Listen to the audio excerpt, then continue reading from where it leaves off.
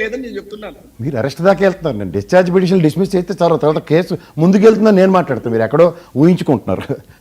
అది జరగని పని కానీ సార్. ఎందుకంటే ఎవిడెన్షియల్ డాక్యుమెంట్స్ విషయంలో జేడీ లక్ష్మణ్ గారి ఇంటర్వ్యూలు కనుక కూలంకషంగా వింటే, తర్వాత అటాచ్మెంట్స్ చేసిన ఆస్తుల విషయంలో కనుక అవగాహన ఉంటే, రీసెంట్ పాస్ట్లో ఎన్ని ఆస్తుల్ని డిటాచ్ చేసి ఇచ్చారో తెలుసుకోండి. తర్వాత ఆ క్రానికల్ ఆర్డర్లో ఏ ఐఏఎస్ ఐపీఎస్ ఆఫీసర్ల అభియోగాలు మోసిన వాళ్ళందరూ క్రిస్టల్ క్లియర్గా లేపాక్షి భూముల దగ్గర నుంచి ఇట్లన్నింటిలోంచి ఎలా అగ్ని పునీతుల్లో బయటకు వచ్చారో, తర్వాత కోర్టు పరిణామాలు ఏ విధంగా ఉన్నాయో చూసుకోమనండి, ఇంక్లూడింగ్ శ్రీలక్ష్మి విషయంలో సైతం.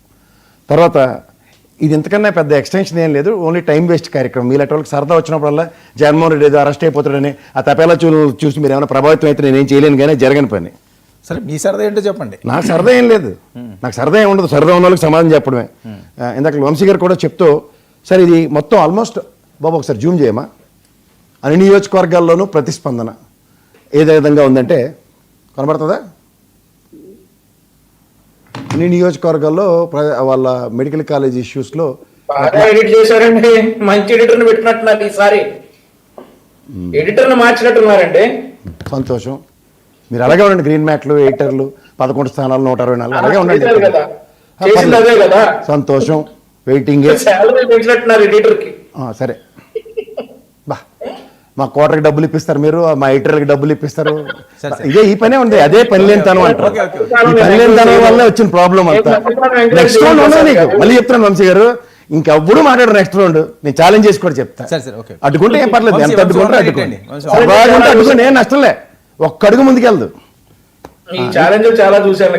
చాలండి, టైం వస్తుంది. దేనికంటే ఇలా టైం తిరుగుతుంది, వస్తుంది టైము, ఉదయం అవుతుంది కూడా. ఇప్పుడు మీ టైం నడుస్తుంది, నడిపించండి. ఏముంది, బ్రహ్మాండంగా నడిపిస్తున్నారు, బ్రహ్మాండంగా అవహేళన చేస్తున్నారు. ఇవి లాస్ట్ లాంగ్ ఉండవండి, ఓన్లీ టెంపరీ బబుల్స్. ఇవి పర్లేదు.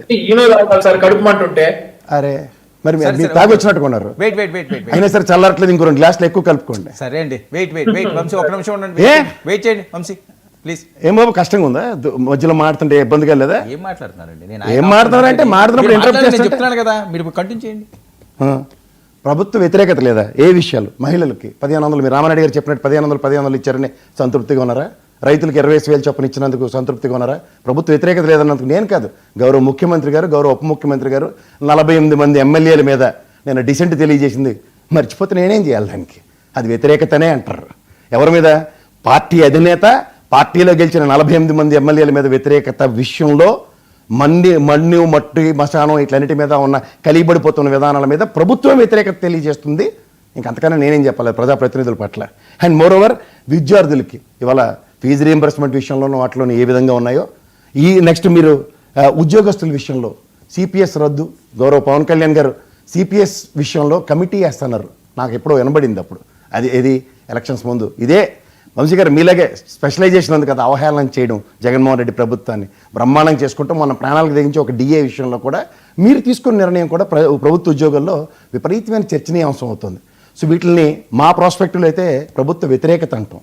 వ్యతిరేకతే లేదు మా ప్రభుత్వం, లేదా ప్రజలు స్వచ్ఛందంగా రావట్లేదు రోడ్ల మీద కన్నప్పుడు, నేను ఇందాక చూపించిన వీడియోలో మీరు అనుకున్నట్టు మార్ఫింగ్ అనుకోండి, గ్రాఫిక్స్ అనుకోండి, విజువల్స్ మీ ఛానల్లో చూపించినంత మాత్రం మీరు చూడలేకపోవచ్చు, కానీ చాలా ఛానల్స్లో చూపించారు. ఎన్టీవీలాడిది, హెచ్ఎం టీవీలాడిది, ఇలాంటి వాటిలో నేను పొద్దునుంచి చూసే మాట్లాడుతున్నా.